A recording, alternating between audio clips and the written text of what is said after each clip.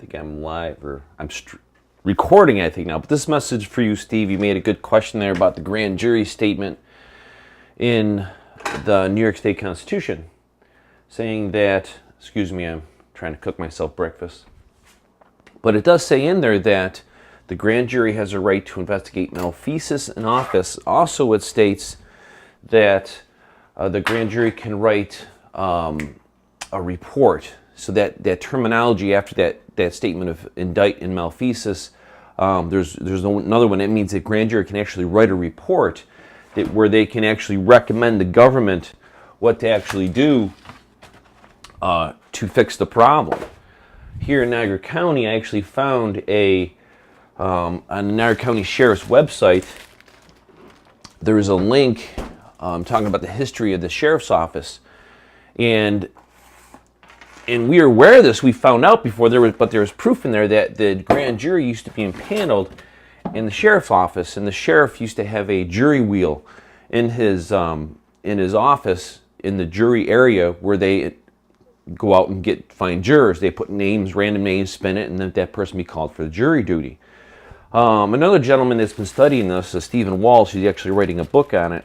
He actually found evidence that the juries were impaneled by the people, the sheriff, and the coroner. So the sheriff and the coroner were for crimes, arson, things like that. And then the people would then impanel grand juries at the town halls to basically address the issues, what's going on. And back to the Niagara County Jail note there, the grand jury was sent a notice that there was an issue with living conditions in the jail.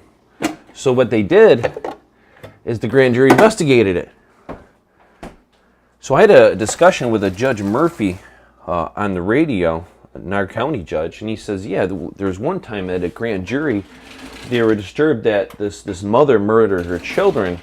So the grand jury took it upon themselves to investigate social services because they were supposed to investigate her, or the social services, make sure they did the job. The mother was of course indicted, but there's something here, and I think it's been hidden by the Bar Association and certain bureaucrats, because there's much more power in the jury than even attorneys realize, and the attorneys become the judges. In fact, from our studying, there's a case out there called U.S. versus Williams. If you go to a website called National Liberty Alliance, they actually share the case, and I'll actually put a link in here. Look at the yellow highlighted portion of that case, and you can see where Antonin Scalia in 1992, he said that being the grand jury is only mentioned in the Bill of Rights, it's solely in the hands of the people. A little dry mouth here. And serving as a buffer between the people and the government. The grand jury has a right to investigate using common sense. They have a right to investigate to assure that nothing wrong is going on, to make sure nothing wrong is going on. So the grand jury has all this power, but the most important aspect is it's in the hands of the people, serving as a buffer between the people and the government. Where Steve Foligno in the comment here, he did make comments about statutes. Now, statutes are a big question. Now, you have laws, which we then say statutes are laws. Well, they are laws, but they're only intended for the common good of man. So if there's a bad statute, that's repugnant to the Constitution and our rights. So when you had Thomas Jefferson and all of our forefathers there drafting the Constitution, they used law that was virtually thousands of years old. And one of the laws they used was in the Magna Carta, which was common law, which is a derivative of natural law. I think Sir Thomas Aquinas hits on that, and our forefathers wanted to put something in place to really secure our rights. But what's the best law to use? The best law is what's good and what's evil. So obviously something that's evil, we don't want that. So who then judges evil from good? Well, with natural law, it's a common principle. It's whatever is in your heart. So the grand jury system was first codified, in our opinion, my opinion, you got to do some research on this, but in the 1215 AD in the Magna Carta. So our forefathers took that process and improved it, because King John was usurping the rights of our people so much that they had to put something in place to protect it. So they impaneled 25 barons, which are the jurists, to then judge the people being charged by the king. So this way, if the king tries to charge somebody, so the king is, in today's world, the government. So in order for that person to be charged with a crime, there had to be a jury of everyday people on a grand jury to say, yeah, the king is right, they're charged with a crime. Where we have attorneys now, in Ben Wassel's case, and we had a few people locally where they were in front of the grand jury, and they indicted these people on gun charges. So, but when people go in as jurors, as a trial jury and a grand jury, they go in as subjects to the government. They don't know the law, so they're afraid to voice their opinion. And attorneys even brag, they can indict a ham sandwich if they choose. So, what's true, they can't, because the grand jury can actually say, no, we're not charging because we feel the law is wrong. But we've had people too that when they went for jury duty, they went to go for questioning, and they explained they knew that they had the power where the government kicked them off the jury because the government wants to do what they want to do. So that really points us to, sorry to be all over the place, I'm like, this is a good topic, I'm really interested. So if we educate the jurors, we got something really big here, really big. Because then when you get called for jury, you don't tell them what you know you can do until you get in there. Because during grand jury deliberations, everything's secret. They don't know what's going on. We found a case in downstate New York in the 30s where the grand jury fired their own prosecuting attorney because they didn't trust the prosecuting attorney. It was, they then hired Thomas Dewey. They then indicted mob bosses, police chiefs, got rid of corrupt judges. They cleaned house. So, yes, it can be done, but it isn't being done now because people don't know about it. So what I'll do, I'll show you here in a link, I actually found grand jury badges. So the grand jury, actually sheriff badges, that's the authority they have. They had the authority over everyone. That's how powerful the grand jury is.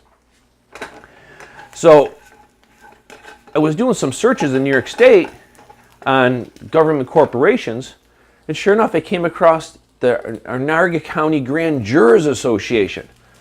So I started searching that topic, Grand Jurors Association.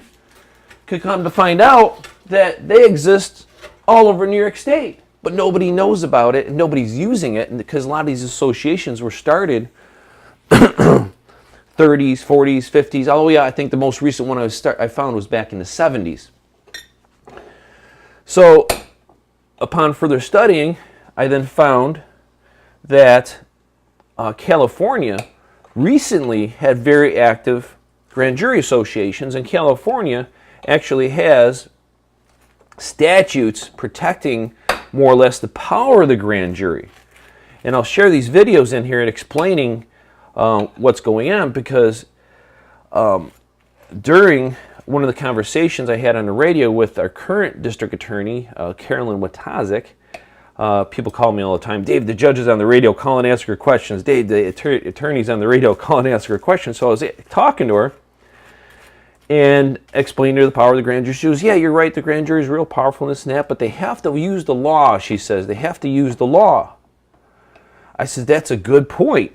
Now, which law do you want the grand jury to use? Statute, codes, and rules written by bureaucrats? Or the natural law mentioned in the Declaration of Independence? Or the common law codified in the Bill of Rights and the Magna Carta. They hung up the phone on me. Because that's the point. Because you really think of it, if government wants to usurp the rights of the people, the first thing we got to do is dumb the people down so they don't know. In this one video I'm going to share, it shows the Grand Jury Association in California teaching future jurors on what to do. And in the video, the guy's teaching the jurors says, don't be surprised if the jury doesn't know, or the judge and the attorneys don't know your power, because it's not taught in law school. Which is true, because the history of American law, the grassroots, the founding process of our founding law is not taught in law school. So if it's not taught, what's really going on? These attorneys are being indoctrinated by statute, codes, and rules written by the bureaucrats that don't really have the true standing in law that our forefathers put in place. So up at UB Law Library, there's a section, American Jurisprudence. And right in there, it says common law is unwritten law. Unwritten. You know what that means? It's here. It's here. It's in your heart. So they can use common law. And there's always a remedy for an injury. Well, there's always a remedy for injury. How come judges are given judicial immunity if they do something wrong against the people? So there's something really interesting here. There's a lot of evidence supporting it. There's also a book called The People's Panel, which discusses the history of the grand jury, the power of the grand jury. The guy that wrote that book from a law university has a couple other law reviews called The Grand Jury Under Attack, which is written in the 60s. So this has been going on because the thing they want you to do, they don't want you to understand how powerful the grand jury is. And so if we have a right to the jury room and the jury's in our hand, we have every right to knock on a door and say, we want our grand jury back. We want to shut down what's been going on here because they're writing so many laws violating our rights and taking our properties that, excuse me, it needs to stop. So check it out. Thanks for asking the question. Thanks for sharing the post. And then I'll share you this video. Give me a call anytime. My cell phone number is 998 or 716-998-2572. Bye-bye.